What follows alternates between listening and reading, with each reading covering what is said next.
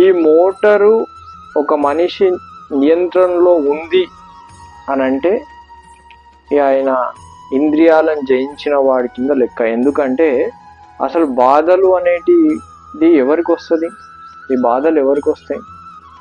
Motor పనిచేసి ఆ motor ద్వారా చేయకూడని కార్యక్రమాలు చేసి దుఃఖాలని కొని తెచ్చుకునే వాళ్ళు ఈ సమాజంలో ఉంటారు.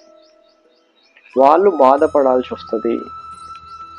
అలాంటిది నీకు ఒక యోగం ద్వారా, ధ్యానం ద్వారా కొన్ని సంవత్సరాలకైనా మోటార్ను అనుకున్న విధంగా పనిచేస్తే, అది పనిచేయకపోయినా అది నిన్ను ఆధ్యాత్మికమైన మార్గం వైపు నడిపిస్తుంది, భక్తి వైపు నడిపిస్తుంది, ముక్తి వైపు నడిపిస్తుంది అనేది మనం గ్రహించాలి. మోటార్ వల్లనే కదా ప్రాబ్లం.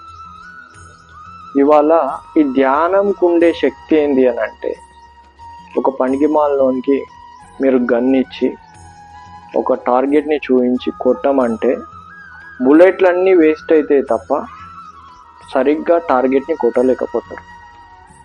కానీ ఒక ట్రైనింగ్ తీసుకున్న వ్యక్తి, నిష్ణాతునైనటువంటి వ్యక్తికి మీరు గన్నిచ్చి టార్గెట్ని కొట్టమంటే ఒకటే బుల్లెట్తో కొడతాడు.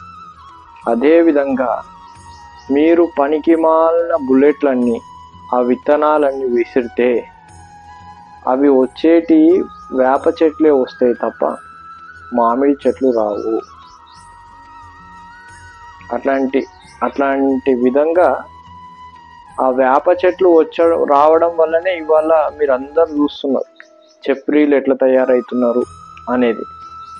ఈ వేప విత్తనాల ఫలితమే ఆ చెప్రీలు. మీలో ఎప్పుడైతే మీరు ధ్యానం అనే విత్తనం వేసుకొని ఆ విత్తనాన్ని విత్తితే దాంట్లో మామిడి చెట్టు లాంటి విత్తనాలే వస్తాయి, మామిడి చెట్టు లాంటివే వస్తాయి. మీకు మంచి చేసేటివి, మిమ్మల్ని జాగ్రత్తగా చూసుకునేటివి, లోకానికి ఉపయోగపడేటువంటి వ్యక్తులే మీ ద్వారా వస్తారు.